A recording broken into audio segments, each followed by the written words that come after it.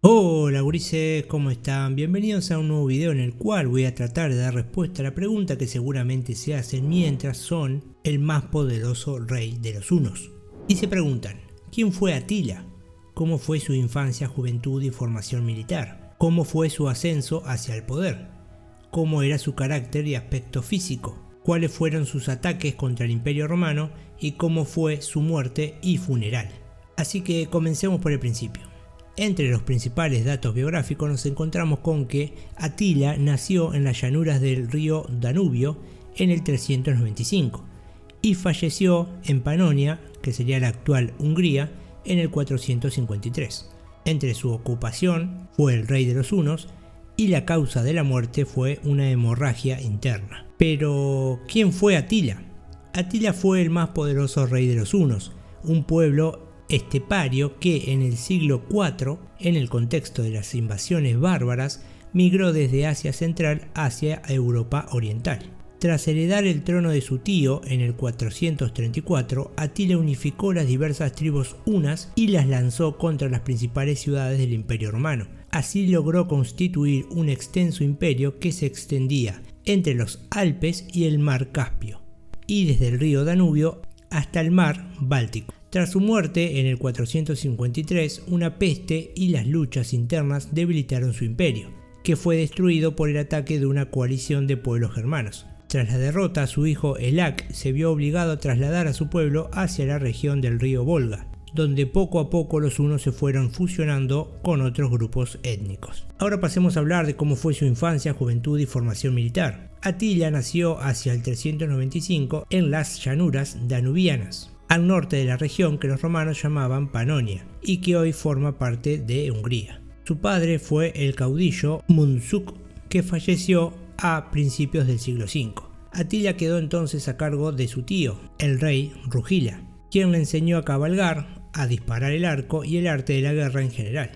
Entre el 430 y el 434 acompañó a Rugila en sus incursiones contra la región de Tracia y las tierras aledañas al río Rin. Pero ahora pasemos a hablar de cómo fue su ascenso al poder. Luego de la muerte de Rugila en el 434, Atila y su hermano Bleda heredaron el reino de los hunos y lo gobernaron conjuntamente. Este cogobierno se extendió hasta el 445, cuando Atila asesinó a Bleda para no compartir el poder y las riquezas. Ya como único rey de los hunos, estableció su capital a orillas del río Tisa, la rodeó de fuertes murallas y en su centro mandó construir un palacio de madera con suelos cubiertos de coloridas alfombras persas. Allí residió junto a su harén, varios consejeros, intérpretes de distintas lenguas y una guardia personal formada por sus más fieles guerreros. Integró a su ejército a vándalos, alanos, burgundios y a otros pueblos de origen germano. Contó con la colaboración de diplomáticos extranjeros como el romano Flavio Orestes.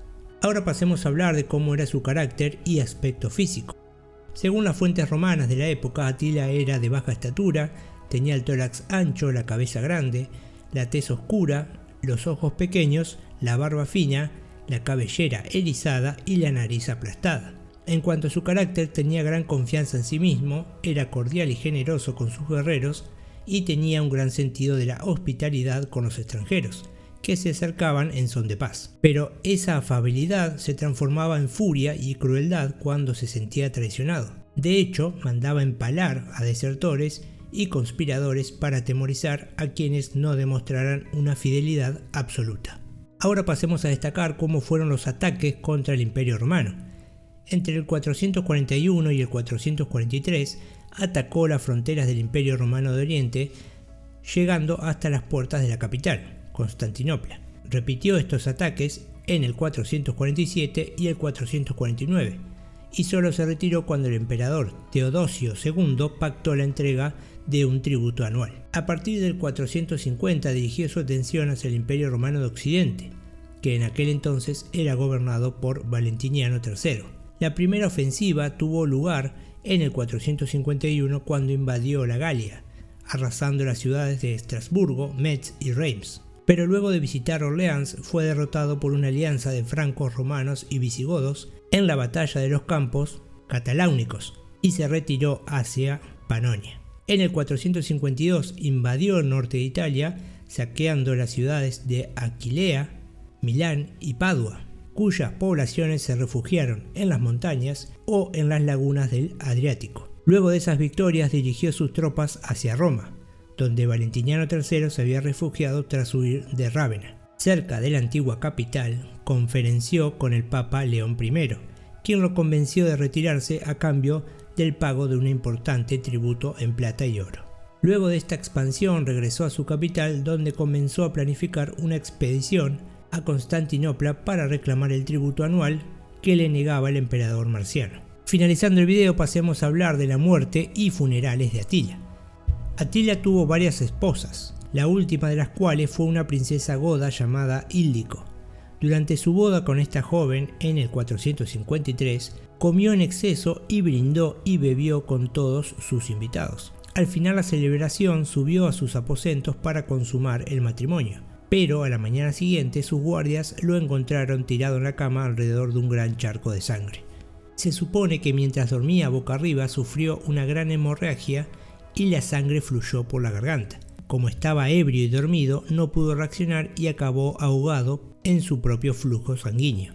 La causa de esta gran hemorragia habría sido alguna enfermedad hepática provocada por su consumo de beber en exceso.